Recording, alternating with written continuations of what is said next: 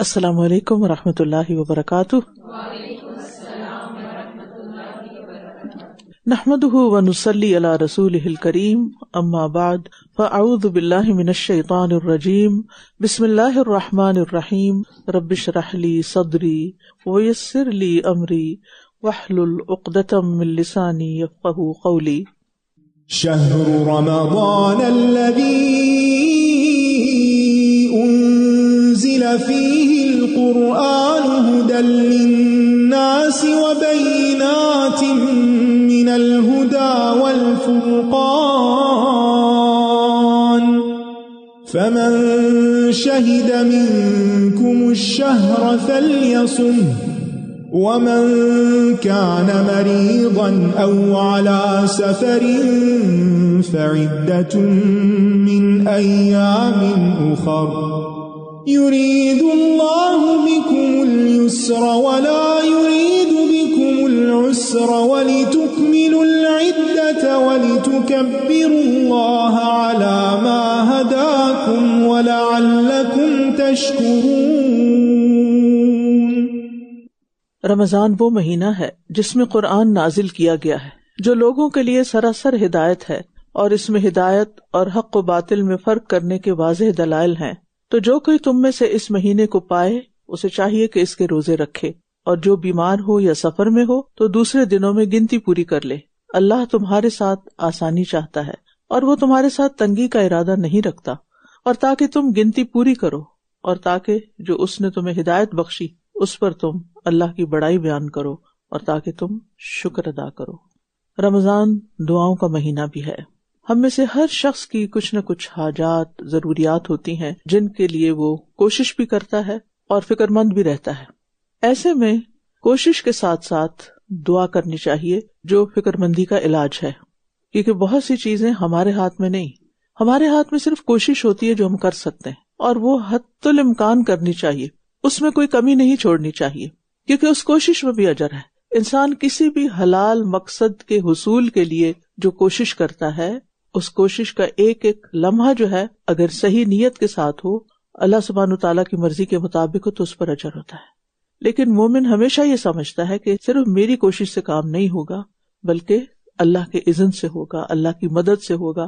لہٰذا آپ کی زندگی میں جو بھی مسائل ہیں، آپ کی جو بھی ضروریات ہیں، چھوٹی ہے یا بڑی، ان سب کو لکھ لیجئے، اور ان میں سے ایک ایک کو سامنے رکھ کر اللہ تعالیٰ سے ایسے فریاد کیجئے جیسے کوئی فقیر کسی سے بھیک مانگ رہا ہوتا ہے، انتہائی عاجزی کے ساتھ، انکساری کے ساتھ اور اصرار کے ساتھ۔ فقیر کتنا اصرار کرتے ہیں، جب تک ان کی بات مان نہ لی جائے وہ پیچھا نہیں چھوڑتے۔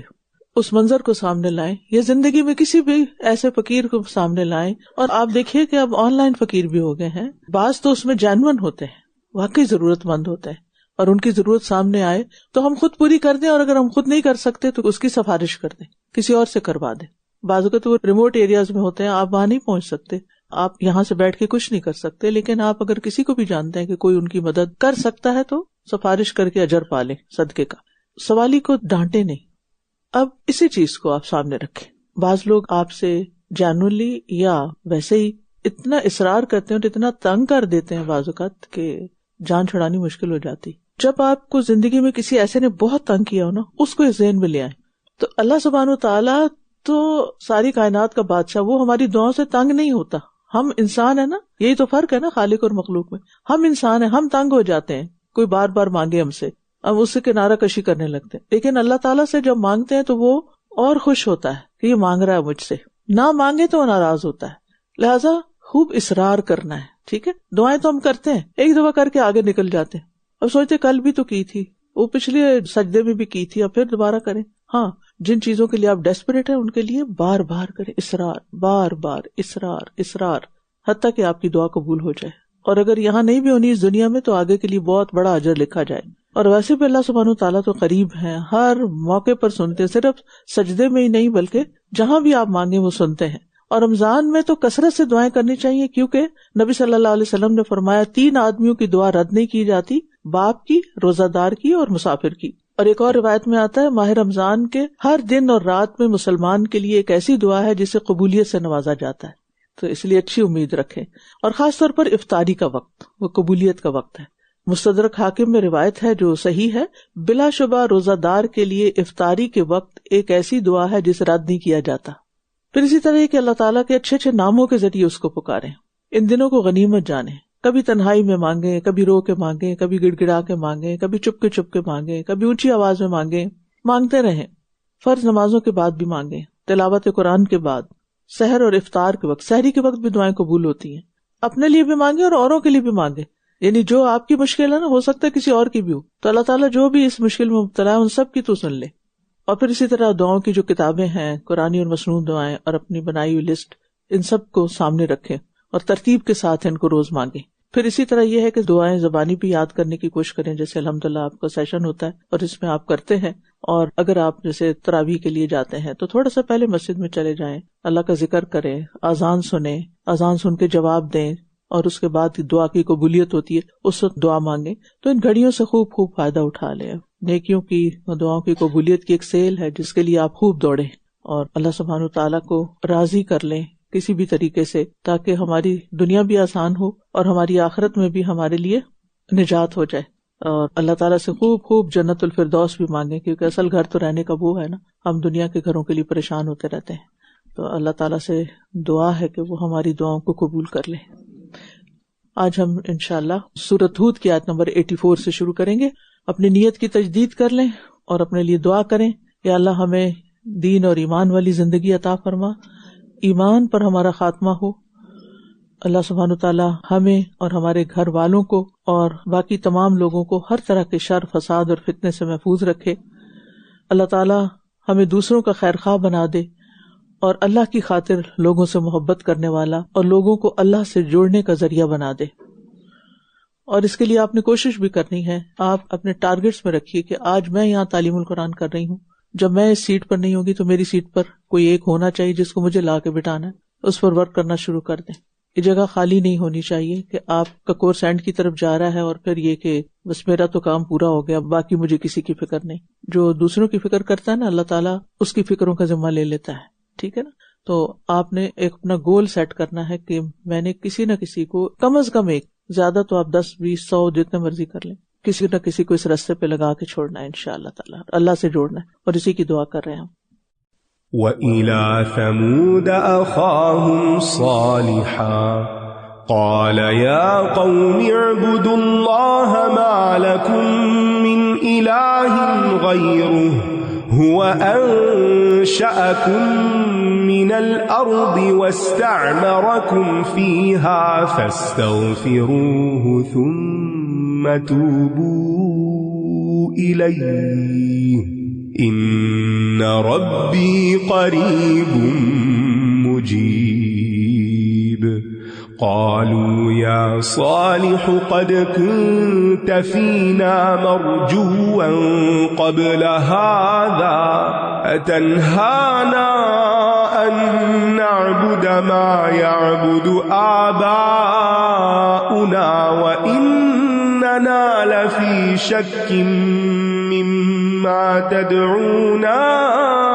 إليه مريب قال يا قوم أرأيتم إن كنت على بينة من ربي وآتاني منه رحمة فمن ينصرني من الله إن عصيته فما تزيدونني غير تخسير ويا قوم هذه ناقة الله لكم آية فذروها تأكل في أرض الله ولا تمسوها بسوء فيأخذكم عذاب قريب فعقروها فقال تمتعوا في داركم 3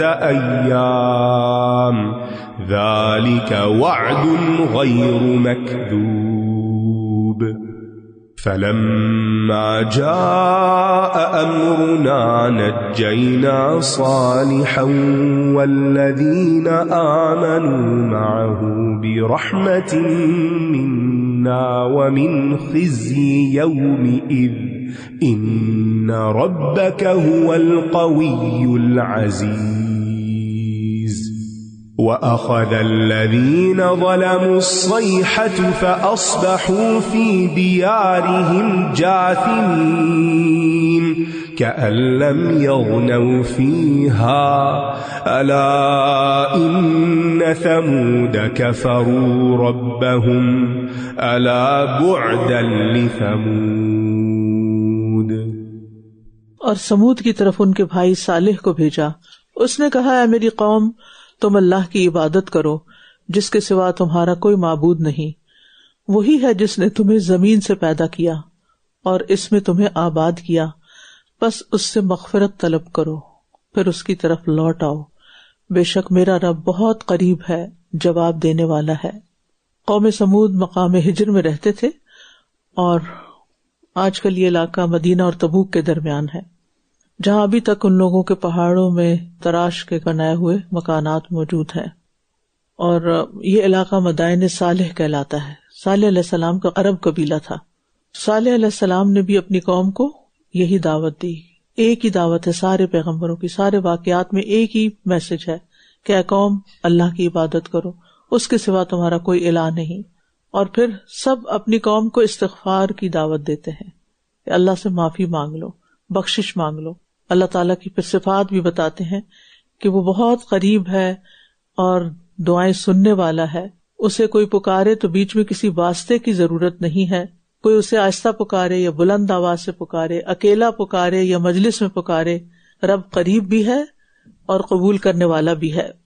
اور ویسے بھی دعا جو ہے وہ ہر انسان کی ضرورت ہے اور خاص طور پر کمزوروں کا طاقتور ہتھیار ہے. وہ کہنے لگے اے صالح اس سے پہلے تو تم ہمارے درمیان ایسے نوجوان تھے جس سے ہمیں بہت سی امیدیں وابستہ تھیں. کیا تم ہمیں ان بتوں سے روکتے ہو جن کی عبادت ہمارے آباء و اجداد کرتے رہے؟ اور ہم تو اس دین کے بارے میں جس کی طرف تم ہمیں بلاتے ہو بے چین کر دینے والے شک میں مبتلا ہیں. آپ دیکھیں کہ جو بھی کوئی بچہ ایکسٹرا آرڈنری ہوتا ہے یا ذہین ہوتا ہے یا قابل ہوتا ہے تو اس سے لوگوں کی امید کیا ہو جاتی ہے کہ وہ کیا کرے گا, کچھ بنے گا, دنیا کا بہت سا مال اکٹھا کرے گا. اور اگر وہ چلا جائے دین کی طرف تبلیغ کی طرف تو پھر وہ کیا کہیں گے تم نے ہماری ساری امیدوں پہ پانی پھیر دیا. اس نے کہا اے میری قوم کیا تم نے غور کیا اگر میں اپنے رب کی طرف سے ایک واضح دلیل پر ہوا اور اس نے مجھے اپنی طرف سے رحمت عطا کی ہو تو اگر میں نے اس کی نافرمانی کی تو کون اللہ کے مقابلے میں میری مدد کرے گا؟ تو تم میرے لیے نقصان میں ہی اضافہ کرو گے. یعنی جو شخص تمہیں گناہ کی طرف بلاتا ہے وہ تمہیں اللہ کے عذاب سے بچا نہیں سکتا. لہذا انسان کو گناہ کی طرف بلانے والے کی پکار پہ لبیک کہنے کی بجائے اللہ کی رسی کو مضبوط تھام لینا چاہیے. اور اے میری قوم یہ اللہ کی اونٹنی تمہارے لیے ایک نشانی ہے بس اسے چھوڑ دو کہ یہ اللہ کی زمین میں چرتی پھرے اور تم اسے برے ارادے سے ہاتھ مت لگانا ورنہ تمہیں فوری عذاب پکڑ لے گا. ہر اونٹنی اللہ کی ملکیت ہے, اللہ ہی کی ہے. اس خاص اونٹنی کو اللہ کی اونٹنی کیوں کہا گیا؟ ایک شرف دینے کے لیے کہ ایک معجزے کے طور پر یہ آئی تھی. پھر بھی انہوں نے اس کی کونچیں کاٹ ڈالی تو اس نے کہا اب تم اپنے گھروں میں 3 دن تک فائدہ اٹھا لو. یہ ایسا وعدہ ہے جو جھوٹا ہونے والا نہیں. پھر جب ہمارا حکم آ گیا تو ہم نے صالح کو اور ان لوگوں کو جو اس کے ساتھ ایمان لائے تھے اپنی رحمت سے نجات دے دی اور اس دن کی رسوائی سے بھی. بے شک آپ کا رب وہ بہت قوت والا بہت زبردست ہے. کہا جاتا ہے کہ صالح علیہ السلام نے ایمان والوں کو ساتھ لے کر شام کی طرف ہجرت کر لی اور پھر پیچھے قوم پر عذاب آ گیا. اور تمام پیغمبروں کی قوموں کے ساتھ یہی ہوا کہ ایمان والوں کو بچا لیا گیا اور جنہوں نے بات نہیں مانی ان کو دھر لیا گیا. اور جن لوگوں نے ظلم کیا تھا انہیں ایک چنگاڑ نے پکڑ لیا تو وہ اپنے گھروں میں اوندھے منہ پڑے رہ گئے ایسے کہ گویا وہ کبھی ان میں بسے ہی نہ تھے. سنو بے شک سمود نے اپنے رب کی ناشکری کی. سنو دوری ہے سمود کے لیے. اس قوم پر ایک تو دھماکے کا عذاب آیا اور اسی وقت پہ زلزلے کے شدید جھٹکے لگنا شروع ہو گئے. اور یہ بھی ہو سکتا ہے کہ دھماکے کی آواز زمین کے پھٹنے اور زلزلے سے پیدا ہوئی ہو اور اس طرح وہ اپنے گھروں میں ہی مر گئے اور بستی اس طرح ویران اور برباد ہوگی جیسے کوئی یہاں کبھی بسا ہی نہ تھا. وجہ کیا تھی؟ انہوں نے اللہ سے منہ موڑ کر غیر اللہ کی عبادت شروع کر رکھی تھی. गैर अल्लाह को अपना हाजत रवा और मुश्किल कुशा समझते थे। कहाँ गए वो मुश्किल कुशा जो इस मुश्किल घड़ी में उनके काम ना आए। किससे क्यों सुनाए जा रहे कि हम सबक लें। जिन माबूदों पर उनका तकिया हमें बचा लेंगे, हाउलाए शुफाउना इंदल्लाह, वो उनके वहां काम नहीं आए। और बाद वालों को पता चल गया कि वो उनके काम नहीं आए, तो हमें बच जाना चाहिए। वलक़द जाअत रुसुलुना इब्राहीम बिलबुश्रा क़ालू सलामा क़ाल सलाम फमा लबिथ अन जाअ बिइज्लिन हनीज़ फलम्मा रअा अयदियहुम ला तसिलु इलैहि नकिरहुम वअौजस मिनहुम खीफ़ह क़ालू ला तख़फ़ इन्ना उरसिलना इला क़ौमि लूत वम्रअतुहु क़ाइमतुन फضحكت فبشرناها بإسحاق ومن وراء إسحاق يعقوب قالت يا ويلتى أألد وأنا عجوز وهذا بعلي شيخا إن هذا لشيء عجيب قالوا أتعجبين من أمر الله رحمة الله وبركاته عليكم أهل البيت إنه حميد مجيد فلما ذهب عن إبراهيم الروع وجاءته البشرى يجادلنا في قوم لوط إن إبراهيم لحليم أواه منيب يا عن هذا إنه قد جاء أمر ربك وإنهم آتيهم عذاب غير مردود ولما جاءت رسلنا لوطا سيء بهم وضاق بهم ذرعا وقال هذا يوم عصيب وجاءه قومه يهرعون إليه ومن قبل كانوا يعملون السيئات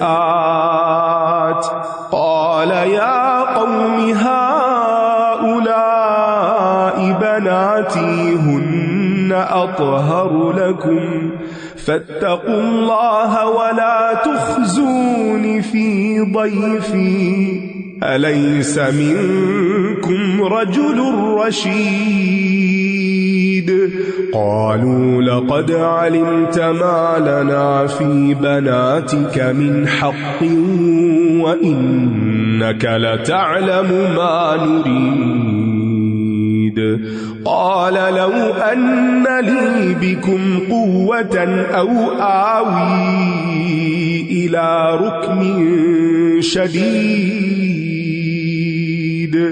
قالوا يا لوط إنا رسل ربك لن يصلوا إليك فأسر بأهلك بقطع من الليل ولا يلتفت منكم أحد إلا امرأتك إنه مصيبها ما أصابهم إن موعدهم الصبح أليس الصبح بقريب فلما جاء أمرنا جعلنا عاليها سافلها وأمطرنا عليها حجارة من سجيل منضود مسومة عند ربك وما هي من الظالمين ببعيد۔ اور بلا شبہ ہمارے بھیجے ہوئے یعنی فرشتے ابراہیم کے پاس خوشخبری لے کر آئے، کہنے لگے سلام ہو۔ اس نے بھی کہا سلام ہو، پس وہ تھوڑی ہی دیر میں ایک بھنا ہوا بچڑا لے آیا۔ تو اسے پتہ چلتا ہے کہ کسی کے گھر میں داخل ہو کر سب سے پہلے سلام کرنا چاہیے، اتنی آواز میں کہ دوسرا سن لے۔ ابن عمر رضی اللہ عنہ نے رسول اللہ صلی اللہ علیہ وسلم سے بیان کیا، السلام قبل السؤال فمن بدأکم بالسؤال قبل السلام فلا تجیبوہ۔ آپ نے فرمایا کہ سلام سوال سے پہلے یعنی کوئی بات کرنے سے پہلے سلام کرو، جو تم سے سلام سے پہلے سوال کرے اسے جواب مت دو۔ یہاں تک آیا۔ اور ایک اور بات یہاں یہ پتہ چلی کہ فرشتے انسانی شکل اختیار کر سکتے ہیں، کیونکہ وہ فرشتے تھے جو ابراہیم علیہ السلام کے گھر گئے تھے لیکن انسانی شکل میں۔ اور ابراہیم علیہ السلام اولو العزم پیغمبر خلیل اللہ ہوتے ہوئے بھی مہمانوں کو نہ پہچان سکے، غیب کا علم نہیں تھا، ورنہ وہ کھانے کا اہتمام کیوں کرتے؟ کیونکہ فرشتے تو نہ کھاتے ہیں نہ پیتے ہیں۔ علم الغیب صرف اللہ کا خاصہ ہے۔ ابراہیم علیہ السلام بے حد مہمان نواز بھی تھے، اور نبی صلی اللہ علیہ وسلم بھی بہت مہمان نواز تھے۔ حضرت خدیجہ نے پہلی وحی کے موقع پر آپ کے اوصاف میں اس کا خصوصی ذکر کیا کہ وہ تقر الضیف، کہ آپ مہمان نوازی کرتے ہیں، اللہ آپ کو رسوا نہیں کرے گا۔ عبداللہ بن عمر کے بارے میں آتا ہے کہ اس وقت تک کھانا نہیں کھاتے تھے جب تک کوئی مسکین ان کے ساتھ کھانے کے لیے نہ لایا جاتا۔ پھر آپ دیکھیے کہ مہمان نوازی میں دیر بھی نہیں کرنی چاہیے، ابراہیم علیہ السلام فوراً ہی مہمانوں کے آنے پر کھانے کا انتظام کرنے لگے۔ اس سے یہ بھی پتہ چلتا ہے کہ دنیاوی لحاظ سے بھی ابراہیم علیہ السلام پر اللہ کا بہت بڑا فضل و کرم تھا، ورنہ وہ بھنا ہوا بچڑا تھوڑی دیر میں لا کے پیش نہ کر سکتے، وہ پہلے سے ہی تیار تھا، کیونکہ وہ بھی مہمان نواز سے لوگوں کو بلا کے کھانا کھلاتے تھے۔ اور پھر آپ دیکھیے کہ پورا بچڑا، تھوڑا بہت بھی نہیں، اب یہ نہیں پتا کہ کتنے فرشتے تھے، لیکن وہ بعجل حنیذ پورا بچڑا لے کر آئے۔ اچھا، بعض لوگوں کا خیال ہے کہ گائے کا گوشت کھانے سے بیمار ہوتا ہے انسان، یہ کچھ مزاجوں کو کچھ چیزیں سوٹ نہیں کرتی، کسی کو کھٹا نہیں کرتا، کسی کو بیف نہیں کرتا، کسی کو کچھ اور نہیں، لیکن نبی صلی اللہ علیہ وسلم نے اونٹ بھی ذبح کیے، گائے بھی ذبح کی، اور اسی طرح بنی اسرائیل کو تو گائے ذبح کرنے کا ہی حکم ملا تھا۔ تو اگر یہ بیماری والی چیز ہوتی تو اللہ کے رسول صلی اللہ علیہ وسلم منع کر دیتے، تو ایسا نہیں ہے۔ ہاں، یہ الگ بات ہے کہ آپ کے اندر کوئی پرابلم ہے تو آپ ڈائجسٹ نہیں کر سکتے، آپ کے ایسڈز کم ہیں، کیونکہ ذرا سخت ہوتا ہے نا، یعنی ہیوی ہوتا ہے یہ گوشت بکرے وغیرہ مرغی کے مقابلے۔ اور ویسے بھی عام لوگوں کو مرغی کھانے کی اتنی عادت ہو گئی ہے جو ہاتھ سے بھی توڑی جا سکتی ہے، کچی بھی، تو پھر اسٹمک بھی اسی کا عادی ہو گیا، تو یہ چیزیں مشکل ہوتی ہیں۔ اور پھر یہ بھی ہے کہ تمام انبیاء اور نبی صلی اللہ علیہ وسلم بشر تھے، کیونکہ وہ کھانا کھاتے تھے، بازاروں میں چلتے پھرتے تھے، ان کی بیویاں تھیں، اولاد تھی، جبکہ اللہ کے فرشتے ان سب چیزوں سے پاک ہیں۔ پھر یہ ہے کہ رہبانیت اپنانے والے ملت ابراہیم میں سے نہیں ہو سکتے، کیونکہ ابراہیم علیہ السلام رہبانیت کے طریقوں سے بہت دور تھے۔ اور پھر یہ کہ اگر آپ توحید پر قائم ہیں، اللہ کی اطاعت پر قائم ہیں، تو وقتاً فوقتاً آپ کو خوشخبریاں ملتی رہیں گی۔ فکر اپنے ایمان کی ہم کریں، اپنے اخلاق کی کریں، اپنے رویوں کی کریں، باقی معاملہ اللہ پہ چھوڑ دیں۔ پھر جب اس نے دیکھا کہ ان کے ہاتھ اس کی طرف نہیں بڑھ رہے تو اس نے انہیں اجنبی سمجھا اور ان سے خوف محسوس کیا۔ انہوں نے کہا، ڈرو مت، بے شک ہم تو قوم لوط کی طرف بھیجے گئے ہیں۔ اور اس کی بیوی جو قریب ہی کھڑی تھی ہنس دی۔ پھر ہم نے اسے اسحاق کی اور اسحاق کے بعد یعقوب کی خوشخبری دی۔ آپ دیکھیں کہ یہ خوشخبری خصوصی طور پر حضرت سارہ علیہ السلام کو دی گئی تھی، ٹھیک ہے نا، فرشتے ان سے مخاطب ہوئے تھے۔ اور پھر یہ بھی بتایا کہ اسحاق نام ہوگا، اور پھر اس کے بعد یعقوب، اور پھر پیغمبر ہوں گے۔ کہا جاتا ہے کہ ابراہیم علیہ السلام صاحب اولاد تھے، حضرت ہاجر سے اسماعیل علیہ السلام پیدا ہو چکے تھے، جبکہ حضرت سارہ جو تھی وہ بے اولاد تھی، تو فرشتوں نے ان کو خطاب کیا۔ 5 شخصیات ایسی ہیں جن کا نام ان کی پیدائش سے پہلے ہی رکھا گیا۔ ان میں نبی صلی اللہ علیہ وسلم ہے، یاتی من بعد اسمہ احمد، یحییٰ علیہ السلام انا نبشرک بغلام اسمہ یحییٰ، عیسیٰ علیہ السلام یبشرک بکلمۃ منہ اسمہ المسیح عیسیٰ ابن مریم، اور اسحاق اور یعقوب علیہ السلام جن کا یہاں ذکر ہے، ومن براء اسحاق یعقوب۔ وہ کہنے لگی، ہائے میری خرابی، کیا میں اب بچے کو جنم دوں گی جبکہ میں بڑھیا ہوں اور یہ میرا شوہر بوڑھا ہے؟ یقیناً یہ تو ایک عجیب بات ہے۔ تو بات یہ کہ اللہ کی قدرت قوانین کی پابند نہیں، اللہ تعالیٰ جب کسی کام کے کرنے کا ارادہ کرتا ہے تو کن کہتا ہے اور وہ ہو جاتا ہے. انہوں نے کہا کیا تم اللہ کے حکم پر تعجب کرتی ہو؟ کیونکہ ہمارا دل چھوٹا ہوتا ہے نا، کیسے ہوگا، ہاؤ کم کہ یہ پاسبل ہو. اے اہل بیت، تم پر اللہ کی رحمت اور برکتیں ہوں، بے شک وہ بہت تعریف والا، بڑی شان والا ہے. تو آدمی کے اہل بیت میں اس کی بیوی بھی شامل ہوتی ہے، کیونکہ ادھر 2 ہی لوگ تھے صرف، تو ان کو اہل البیت کہا. اور سلام کرتے وقت عورتوں کے لیے بھی مذکر کا صیغہ بولا جا سکتا ہے. یہ جو ہم سب کو السلام علیکم کہتے ہیں تو ہے تو مذکر کا مخاطب. پھر جب ابراہیم سے خوف جاتا رہا اور اس کے پاس بیٹے کی خوشخبری آ گئی تو وہ ہم سے قوم لوط کے بارے میں جھگڑنے لگا. ابراہیم علیہ السلام کا اللہ تعالیٰ کے ساتھ خاص تعلق تھا اور یہ پیار کا جھگڑا ہوتا ہے، ٹھیک ہے. وہ ایک طرح سے دعا کر رہے تھے اصرار کے ساتھ. بے شک ابراہیم نہایت بردبار، بہت آہذاری کرنے والا اور رجوع کرنے والا تھا. یہ ابراہیم علیہ السلام کی صفات بیان ہوئی ہیں، حلیم، اواہ اور منیب. ابراہیم علیہ السلام اگر کثرت سے توبہ اور رجوع کرنے والے تھے تو پھر ہمیں کیا کرنا چاہیے؟ اللہ سبحانہ وتعالیٰ کے نزدیک ابراہیم علیہ السلام کی بہت قدر و منزلت تھی. وہ آہذاری میں اپنے رب کے ساتھ راتیں گزارتے تھے، یعنی دعائیں کرتے ہوئے. اے ابراہیم، اس بات کو چھوڑ دو، بے شک تمہارے رب کا حکم آ چکا ہے اور اب ان پر نہ پھیرا جانے والا عذاب آ کر رہے گا. استغفر اللہ.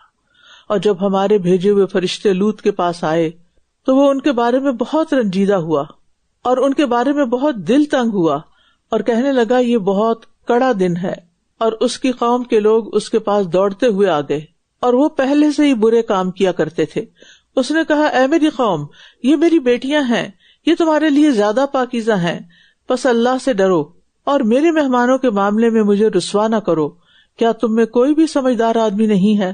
رجل رشید، رشید کون ہوتا ہے؟ دانا، سمجھدار انسان، ڈیپ باتوں اور کاموں میں درستگی اختیار کرنے والا، مظلوموں کی مدد کرنے والا، پریشان حال لوگوں کی تکلیف دور کرنے والا، بھلائی کا حکم دینے والا اور برائی سے روکنے والا.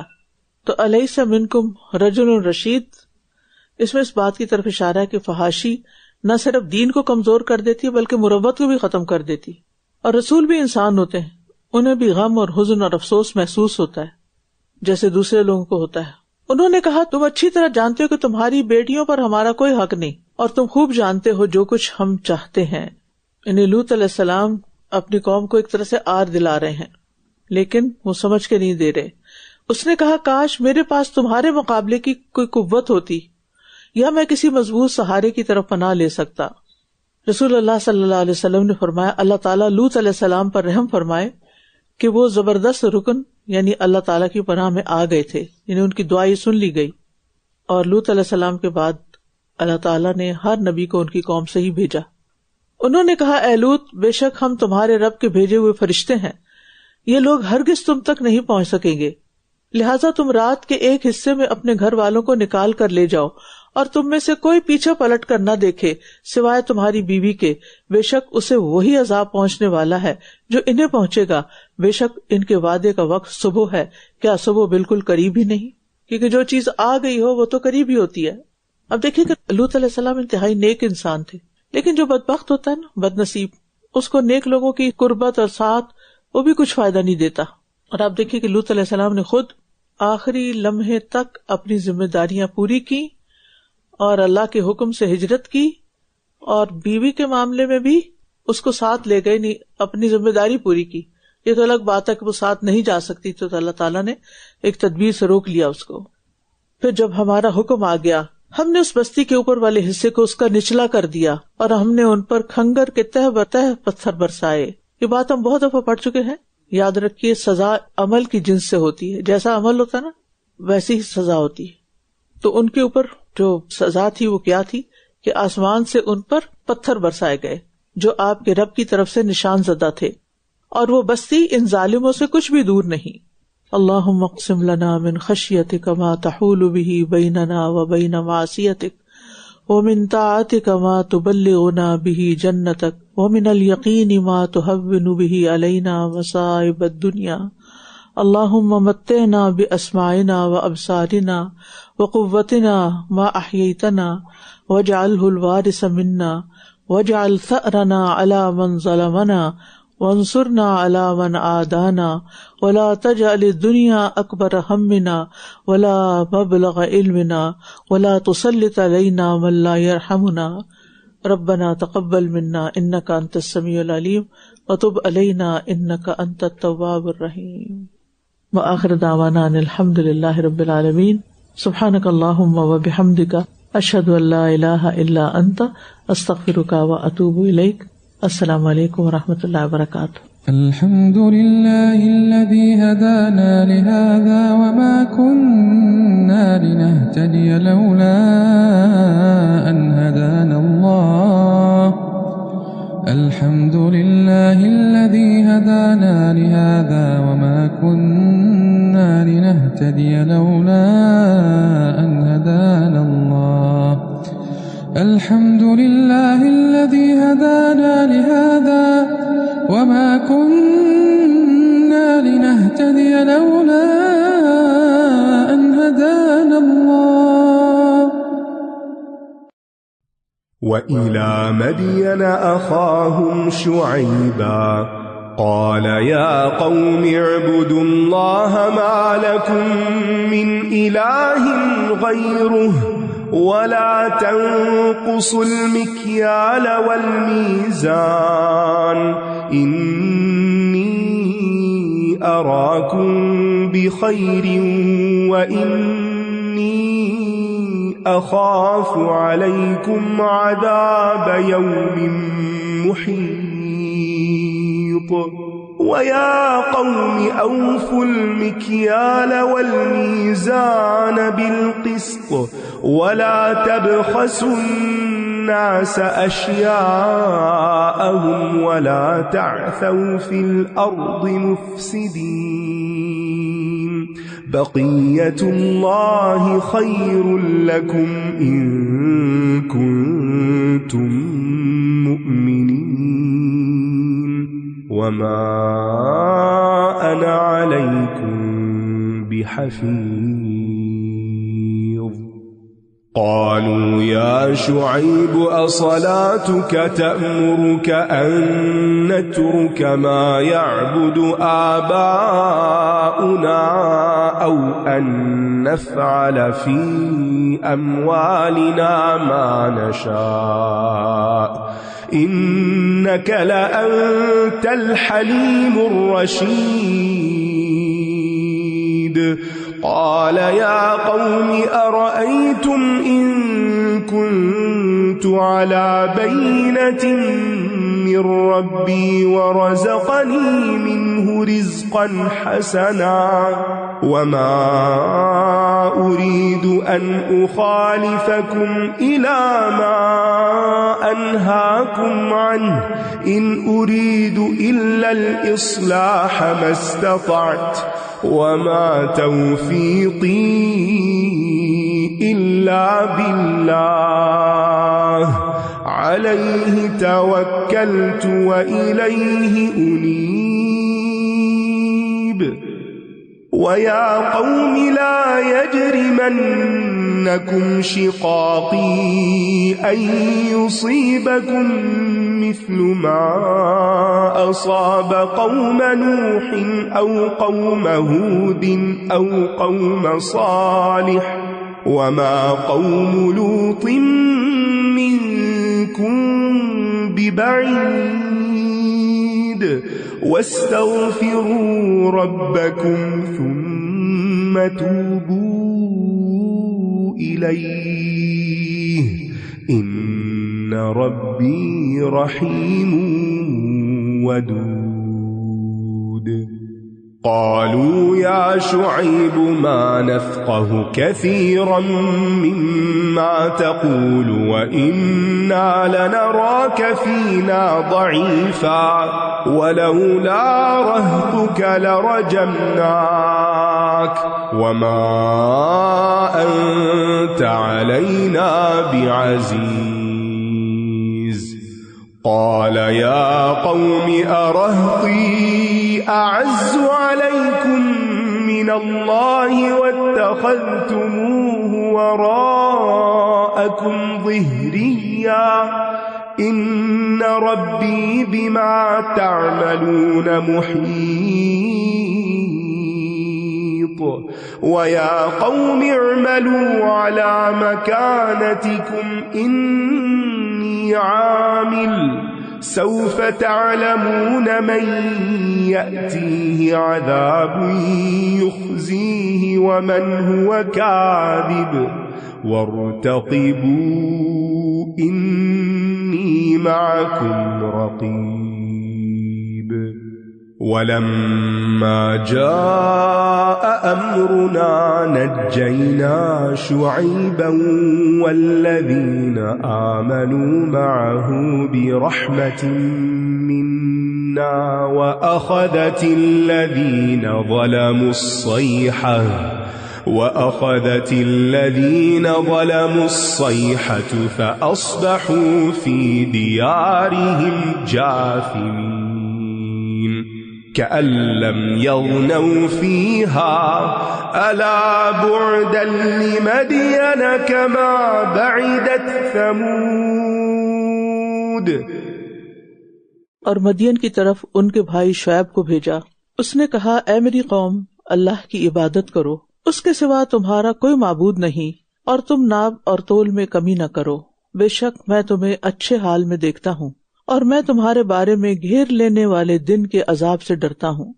قوم شعیب کے اندر بھی وہی خرابی پائی جاتی تھی جو دیگر قوموں میں تھی، اور وہ تھی شرک کی برائی. اگر دیکھا جائے تو تمام اخلاقی اور معاشرتی برائیاں شرک سے ہی پھوٹتی ہیں. اہل مدین شرک کے علاوہ تجارت پیشہ تھے، چونکہ لہذا تجارت میں بھی بددیانتی کرتے تھے. اصل میں مدین 2 تجارتی شاہراہوں کے چوک میں واقع تھا، اور یہ اس لحاظ سے بہت اہم تجارتی مرکز بن گیا تھا، تو لوگوں کا بزنس یہاں بہت فلرش کرتا تھا. لیکن انہوں نے ناپ تول میں کمی کرنا شروع کر دی. ناپ تول میں کمی اپنے آپ پر بھی ظلم ہے اور مخلوق پر بھی ظلم ہے، کیونکہ اپنے پر ظلم کیا ہے کہ انسان اس طرح حرام مال کماتا ہے جس سے بہت سی خرابیاں پیدا ہوتی ہیں، عبادت قبول نہیں ہوتی، دعائیں قبول نہیں ہوتی، اور انسان کا سکون برباد ہو جاتا ہے. اور دوسروں پر ظلم تو ہے ہی کہ ان کا حق مارا جاتا ہے. اور اس طرح اگر کسی آبادی کی اکثریت اس ظلم میں مبتلا ہو جائے تو پھر وہاں پر امن و امان باقی نہیں رہتا، فساد پیدا ہو جاتا ہے. اور اے میری قوم ناپ اور تول کو انصاف کے ساتھ پورا کرو، اور تم لوگوں کو ان کی چیزیں کم کر کے نہ دو، اور زمین میں مفسد بن کر بگاڑ پیدا نہ کرو. ناپ اور تول کو انصاف کے ساتھ پورا کرو، یعنی نہ صرف یہ کہ مالی معاملات میں بلکہ تمام حقوق میں، یعنی ہر طرح کا حق دینے میں اور حق لینے میں انصاف سے کام لو. کیونکہ مکیال جو پیمانہ ہوتا ہے یہ حصی بھی ہوتا ہے اور مانوی بھی ہوتا ہے. حصی تو مالی معاملات میں ہوتا ہے اور مانوی جو ہے وہ اخلاق اور باہمی معاملات میں ہوتا ہے. اللہ کی دی ہوئی بچت تمہارے لیے بہتر ہے اگر تم مومن ہو، اور میں تم پر کوئی نگہبان نہیں ہوں. یعنی ہر وہ بچت اور منافع پروفٹ بہتر ہے جو اللہ کے حکم کے مطابق ہو، انصاف کے ساتھ ہو، دیانتداری کے ساتھ حاصل کیا ہوا ہو. کیونکہ حق مال کی قلت ناحق مال کی کثرت سے افضل ہے. کیونکہ وہ مال جو حق کے ساتھ لیا ہو، انصاف کے ساتھ لیا ہو، اس میں برکت ہوتی ہے اور اس کا انجام بھی اچھا ہے. لیکن وہ مال جو ظلمن اور غصبن کمایا ہو اور ناجائز طریقے سے حاصل کیا ہو، حرام ذرائع سے حاصل کیا ہو، تو اس میں کسی قسم کی برکت نہیں ہوتی. انسان کے پاس بہت بھی ہوتا ہے اور اس کو یہ احساس رہتا ہے کہ میرے پاس کچھ نہیں. مالدار ہونے کے باوجود بھی اندر فقر ہوتا ہے. تو مطلب کیا تھا کہ جتنا حلال طریقے سے منافع آئے اسے کافی سمجھو، اللہ اسی میں برکت ڈال دے گا. وما انا علیکم بحفیظ کا کیا مطلب ہے کہ میں تو تمہاری نگرانی نہیں کر سکتا، میں تمہارا محاسبہ نہیں کر سکتا کہ کون کم تولتا ہے اور کون پورا ماپتا ہے اور کون سودے بازی میں بددیانتی کر رہا ہے اور کون نہیں. میرا کام ہے بتانا، میری ذمہ داری ہے نصیحت کرنا، سیدھے رستے پر پکڑ کے تمہیں لے آنا یہ میری ذمہ داری نہیں ہے. تو بات یہ ہے کہ انسان ہمیشہ اپنے رزق کے بارے میں محتاط رہے کہ کسی سے اجرت میں وہی لے جتنا وہ کام کر کے دے رہا ہے، اس سے زیادہ نہ لے، کیونکہ اس کا حساب اللہ کر رہا ہے. اور پھر جو اجرت جس محنت مزدوری پہ طے ہو اس کا بھی پورا حق ادا کرے، یعنی پورے انصاف کے ساتھ کام کرے. کیونکہ اس طریقے سے اگر انسان کے پاس تھوڑا بھی ہوگا تو وہ بہت کافی ہو جائے گا برکت کی وجہ سے، ورنہ جتنا زیادہ بھی آ جائے وہ انسان کے لیے باعث وبال بنتا ہے، آزمائشوں اور مصیبتوں کا سبب بن جاتا ہے. قوم نے نصیحت ماننے کے بجائے کیا کہا؟ انہوں نے کہا اے شعیب کیا تمہاری نماز تمہیں یہی حکم دیتی ہے کہ ہم ان کو چھوڑ دیں جن کی عبادت ہمارے آباء و اجداد کرتے آئے ہیں، یا یہ کہ ہم اپنے مالوں کے بارے میں اپنی مرضی سے کچھ نہ کریں؟ بے شک تم ہی ایک بہت بردبار اور سمجھدار آدمی ہو۔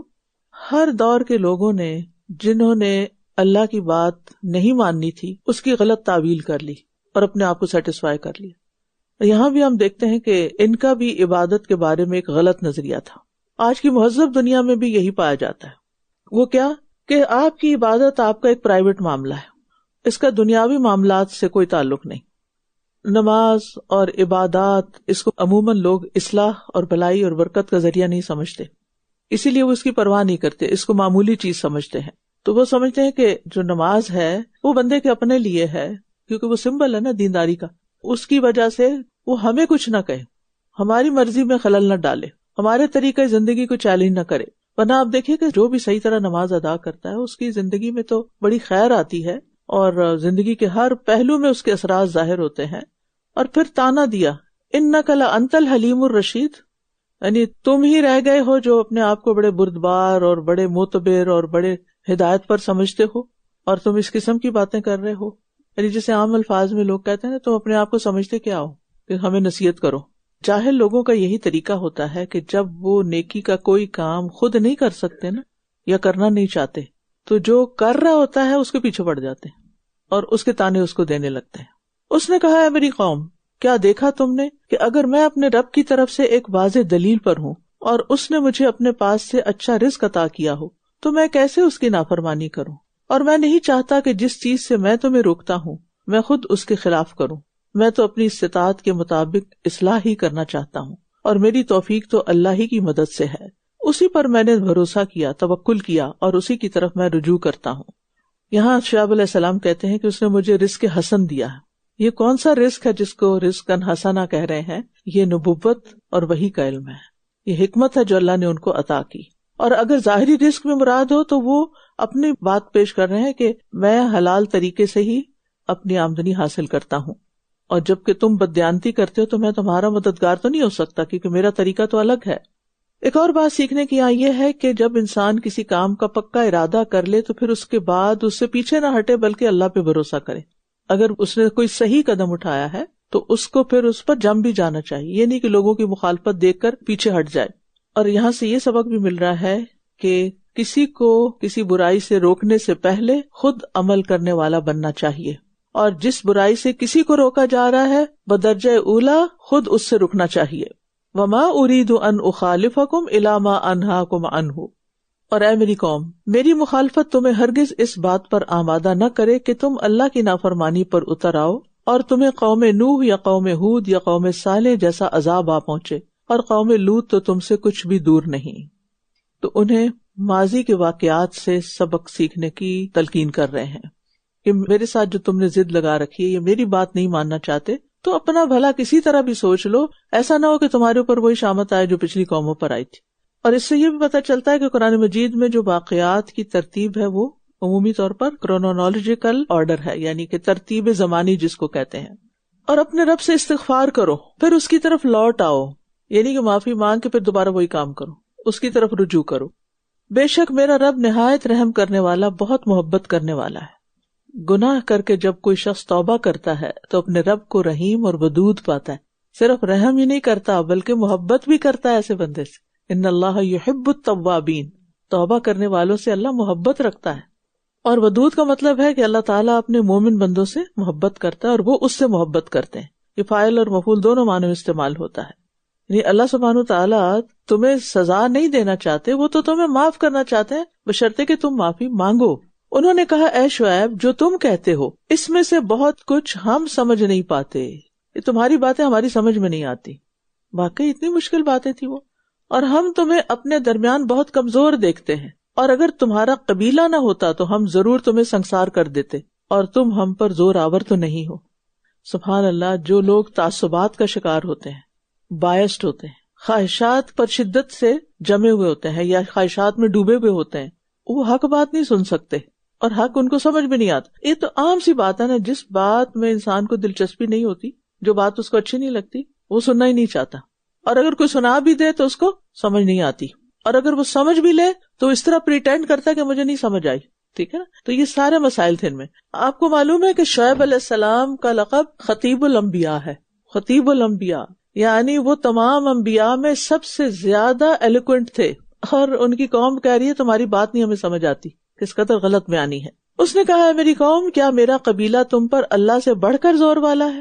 قبیلے سے ڈرتے ہو، اللہ سے نہیں ڈرتے، اور اسے تم نے پس پش ڈال رکھا ہے، اللہ کو پیچھے کر دیا ہے، قبیلے کو آگے کر دیا ہے.